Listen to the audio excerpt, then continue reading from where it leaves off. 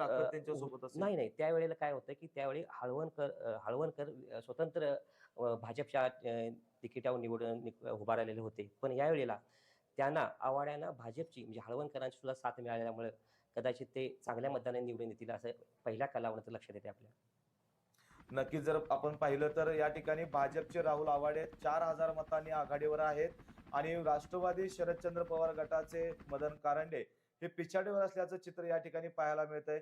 खरं तर इचलकरंजी ही मँचेस्टर नगरी मानली जाते आणि मँचेस्टर नगरीमध्ये आव्हाडे घराण्याचं वर्चस्व आधीपासूनच पाहायला मिळतंय आणि त्याचा कुठेतरी फरक देखील या ठिकाणी आपल्याला पाहायला मिळतोय. हो, नक्कीच. कारण आव्हाडेंची जी इचलकरंजी जी सिटी आहे किंवा इचलकरंजीच्या आजूबाजूचा विचार केल्यानंतर अगदी पूर्वीपासून आव्हाडे घराचं तिथं प्राबल्य असलेलं पाहायला मिळते आणि त्यांची संस्थात्मक त्यांची मांडणी आणि त्यांचे गावोगावी किंवा सिटी लेव्हलला जे हम्म. काम आहे, त्या हम्म. कामाच्या जोरावरती पुढे जाताना लक्षात येते.